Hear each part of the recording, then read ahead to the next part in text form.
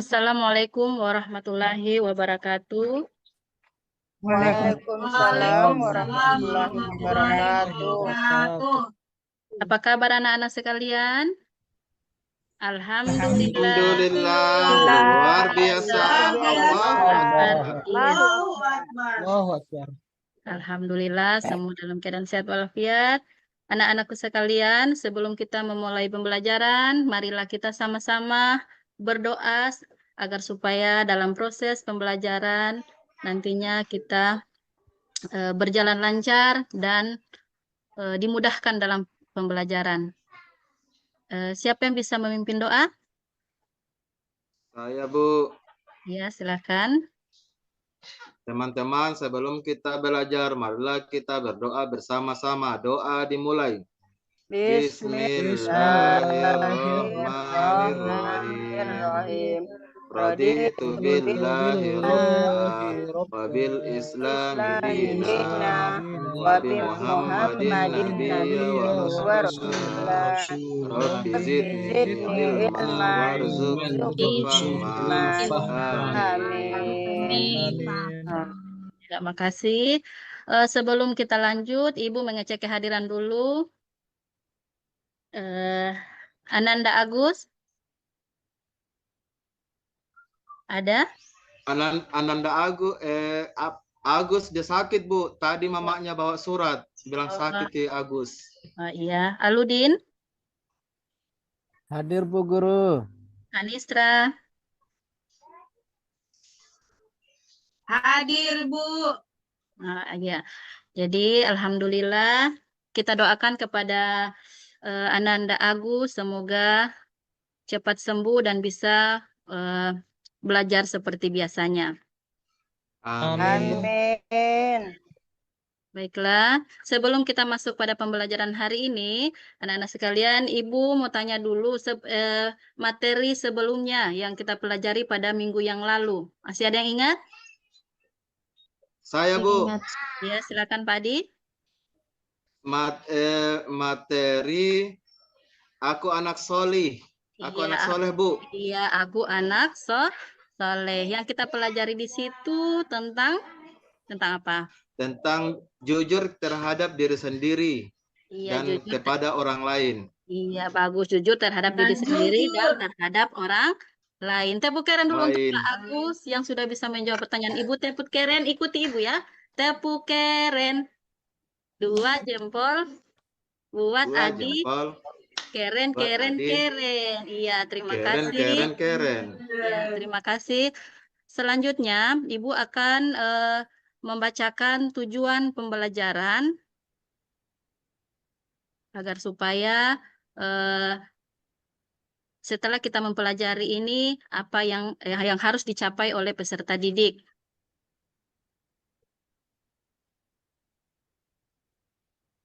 Ya, tujuannya yang pertama, dengan mengamati gambar yang Ibu akan sajikan nanti lewat PowerPoint ini, siswa dapat menganalisis informasi bersih itu sehat dengan benar. Kemudian yang kedua, peserta didik dapat menuliskan hasil pengamatan terhadap bersih itu sehat dan dapat menentukan tata cara bersuci dengan benar. Yang ketiga, Ibu akan menampilkan video, kemudian siswa menganalisis materi bersih itu sehat dan apa hikmahnya. Yang keempat, mengamati video pembelajaran dan mampu mempraktekkan tata cara bersuci dengan benar. Ya, ini tampilan gambar yang diamati oleh Bapak Ibu, oleh anak-anak sekalian. Bisa lihat? Bisa, Bu. Ya, silakan. Ini ada gambar apa ini? Anak yang sedang apa? Anak yang sedang mandi. Ya, mandi, Bu. Yang sedang mandi. Kemudian yang di sebelahnya anak apa? Ada anak siswa yang sedang membersihkan kelasnya, Bu. Yang sedang bergotong royong. Kelas, Ibu. Siswa yang sedang membersihkan kelas. Nah, ini gambar di sini menceritakan bahwa kita selalu menjaga kebersihan baik dalam diri sendiri maupun di lingkungan, di rumah maupun di sekolah. Sekarang Ibu tampilkan video. Silakan diamati apa yang kita lihat dalam video ini.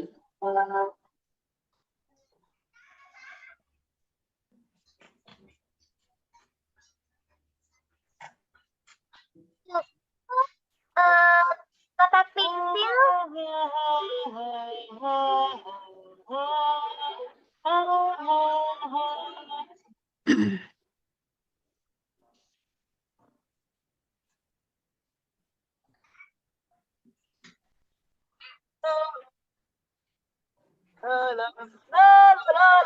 Kamu sudah mandinya, Don? Hah?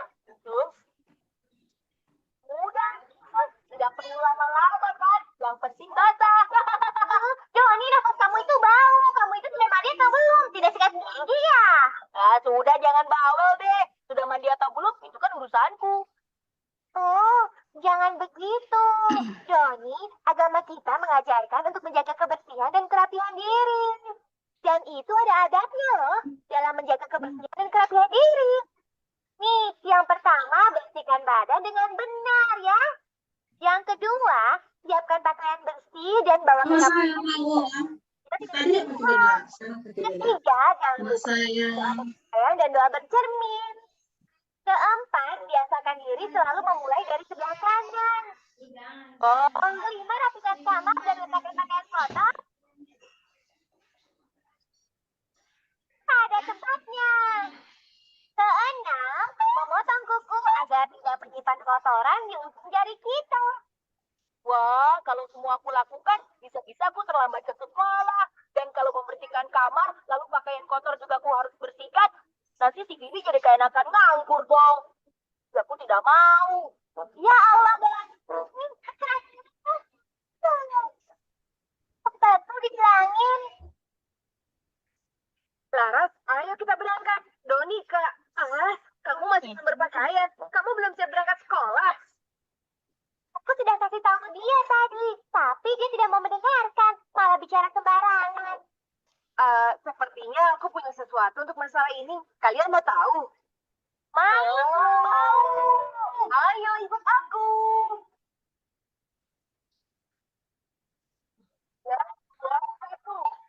Adab kebersihan. Pertama, bersihkanlah badan dengan baik dan benar.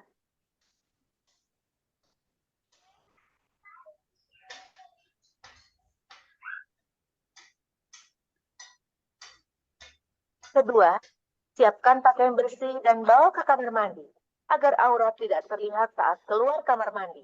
Ketiga, jangan lupa membaca doa berpakaian dan doa bercermin. Bismillahirrahmanirrahim. Allahumma kama hassanta khalqi fahassin khuluqi. Keempat, membiasakan diri selalu memulai dari sebelah kanan. Kelima, rapikan kamar dan letakkan pakaian kotor pada tempatnya. Keenam, memotong kuku agar kotoran tidak tersimpan di ujungnya. Oh, begitu. Nah, bagaimana? Benar tidak kataku? Iya, aku mengerti sekarang. Tapi kalian jangan tinggalkan aku ya. Jangan biarkan aku sendiri ya. Please, please, please. Baik, kami tunggu. Tapi cepat ya, karena kan jemputan kita akan segera datang. Kasihan kan, Don, teman-teman yang akan berangkat sama kita. Kalau harus menunggu kita yang belum siap, ya kan? Kau dengar apa yang aku bilang, Don? Oh, berangkat.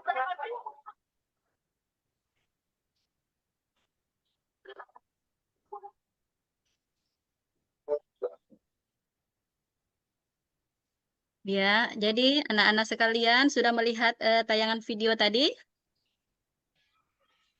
Sudah, Bu. Ya. Sudah, Bu. Apa yang diceritakan dalam video tadi? Tentang kebersihan, Tentang membersihkan kuku, badan. Cara membersihkan badan. Ya, bagus. Jadi di situ dijelaskan bahwa agar supaya adik Doni, di situ yang berperan sebagai anak yang malas mandi itu Doni. Jadi Doni agar supaya sering membersihkan badannya, mandinya jangan cepat-cepat agar supaya kita terhindar dari penyakit. Nah, anak-anak sekalian, kita lanjut pada materi hari ini mengenal hadas kecil dan hadas besar. Hadas adalah keadaan tidak suci yang menyebabkan seseorang tidak boleh melaksanakan ibadah tertentu seperti sholat, membaca Al-Quran, dan tawaf. Jadi, kalau keadaan kita dalam keadaan tidak suci, maka kita tidak diperbolehkan untuk melaksanakan sholat. Kemudian, hadas itu terbagi menjadi dua, ada hadas kecil dan hadas besar. Hadas kecil adalah keadaan yang mewajibkan seseorang untuk berwudu. Kemudian, hadas besar adalah keadaan yang mewajibkan seseorang untuk mandi. Nah, anak-anakku sekalian, hadas kecil itu, bagian-bagian dari hadas kecil yaitu buang air kecil, buang air besar, buang angin, dan menyentuh kemaluan. Jika ada beberapa hal yang dia lakukan, di antaranya misalnya dia buang air kecil, kemudian dia akan melaksanakan sholat atau membaca Al-Quran, maka sebaiknya dia bersuci dulu dengan cara berwudu. Kemudian, hadas besar, yaitu mimpi basah bagi laki-laki, haid bagi perempuan, dan nifas bagi perempuan yang setelah melahirkan. Nah, cara mensucikannya adalah dengan cara mandi kalau hadas besar. Bersih artinya bebas dari kotoran, suci artinya bebas dari najis. Najis adalah yang menjadikan terhalangnya seseorang untuk beribadah kepada Allah Subhanahu wa Ta'ala, seperti terkena jilatan anjing, darah, kotoran, dan tinja. Najis sudah pasti kotor, kotor belum tentu najis. Nah, anak-anak sekalian, najis itu ada terbagi menjadi tiga. Ada najis muhafafah, najis mutawasitah, dan najis mughallaza. Najis muhafafah dia termasuk najis yang ringan. Contohnya seperti air kencing bayi laki-laki yang belum makan selain ASI, air susu ibu. Kemudian najis mutawasita adalah najis yang tingkatannya sedang. Contohnya seperti air kencing, tinja, darah, nanah, dan bangkai. Kemudian yang ketiga, najis mughalaza. Najis mughalaza ini ya, dia tingkatannya sudah berat. Contohnya seperti jilatan anjing. Nah, ini di sini ada cara membersihkan najis. Contoh seperti najis yang sedang, yaitu membersihkan bagaimana cara membersihkan air seni yang kena pada benda. Contoh di sini ibu ada menyediakan kain yang terkena najis. Kemudian di sini ada gayung.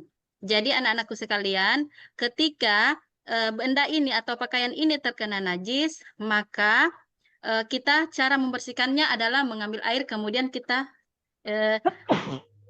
percikan atau kita tuang ke kain. Jangan kita ambil kain kemudian kita tuang kita isi ke dalam bak atau loyang begitu.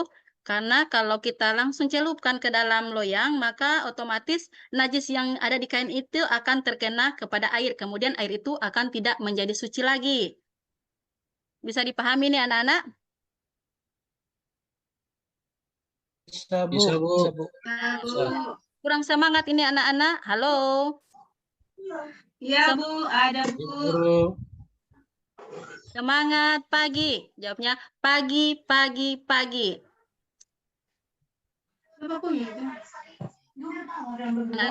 Kemudian air seperti tadi yang Ibu katakan, kalau air sudah kena najis, maka dia sudah tidak dikatakan air yang suci, tetapi tidak mensucikan lagi. Nah, di sini ada yang dinamakan air mutlak. Air mutlak adalah air yang masih murni, suci, yang tidak bercampur. Artinya dia masih berasal dari sumbernya. Contohnya seperti air hujan, air sumur, dan air laut. Lanjut. Nah, di sini Anda bisa lihat gambar anak-anakku? Iya, Bu. Bisa, Bu. Ya. Nah, apabila kita akan melaksanakan sholat, maka otomatis kita harus bersih dari tiga bagian ini. Nah, yang pertama, badan kita harus bersih, artinya kita harus mandi. Nah, jangan kita ikuti seperti adik Doni tadi yang di dalam video itu yang Ibu tampilkan. Kemudian, bersih dari pakaian. Pakaian itu harus dicuci, jangan pakaian yang kita sudah pakai hari ini, kemudian besok kita akan sholat, kita pakai lagi. Nah, takutnya akan sudah terkena najis atau kotoran dan lain sebagainya. Kemudian yang ketiga, tempatnya. Tempatnya juga ini harus bersih, minimal bersihnya seluas sajadah ini.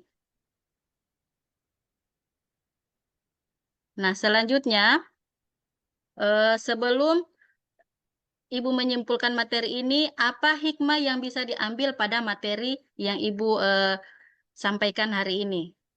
Ada yang bisa?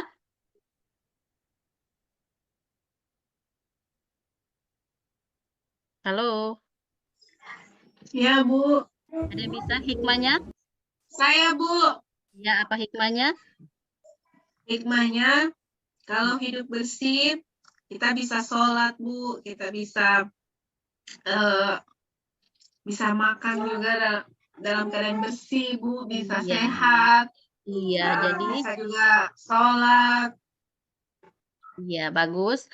Nah, ketika kita setelah kita belajar ini, maka kita akan bisa ambil hikmahnya, yaitu seperti yang dijelaskan tadi sama adik Isra, bahwa kita bisa sholat, kemudian kita bisa makan dengan yang bersih. Nah, di sini hikmahnya, yang pertama, terhindar akan berbagai macam penyakit, kemudian lebih berenergi dan bersemangat. Ketika tubuh kita sehat atau kita selesai mandi, maka otomatis kita akan badan kita akan terasa segar. Yang ketiga, hidup lebih teratur dan bersikap positif. Nah, dari itu Ibu dapat menyimpulkan bahwa Islam tidak mengajarkan kepada kita hal-hal yang kotor, karena kotor akan melahirkan dampak yang buruk. Dengan menjaga pola hidup yang bersih dan sehat, maka kita akan terhindar dari berbagai macam penyakit. Nah, anak-anakku sekalian, sebelum kita mengakhiri materi pada hari ini, kita menyanyi bersama-sama ya. Bisa lihat slide-nya? Bisa, Bu. Bisa, Bu. Bisa, Bu. Ikuti Ibu ya. Bisa, Bu Guru. Lagunya di sini bersih, di sana bersih, dengan lagu di sini senang, di sana senang ya. Di sini Ya, bersih, Bu. Sini. Di sana bersih, di mana-mana terlihat bersih. Terlihat bersih. Di rumah bersih, di sekolah bersih, di mana-mana selalu bersih. La la la la la la la la la la la la la la la la la la la la. Lalalala. Ya, kasih. Sebelum Ibu mengakhiri ini, maka Ibu akan memberikan tugas atau pekerjaan rumah dalam bentuk tes. Nanti Ibu akan perlihatkan ini. Bisa dilihat? Tugas ini nanti tolong dibuat, kemudian dimasukkan ke Ibu. Iya, Bu. Pilihlah salah satu jawaban yang benar, kemudian dicentang. Kemudian ada 2 tugas, yang kedua ini. Nanti di sini dilihat. Yang bagian 3 ini berilah tanda centang pada kolom di bawah ini. Di sini ada gambar apa, ini apa, yang apa. Mana yang mencontohkan gambar yang bercerita tentang bersih itu sehat.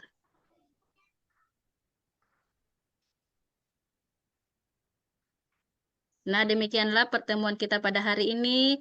Marilah kita sama-sama mengucapkan hamdalah. Alhamdulillahirabbil alamin. Lebih dan kurangnya Ibu mohon maaf. Wassalamualaikum warahmatullahi wabarakatuh. Waalaikumsalam warahmatullahi wabarakatuh.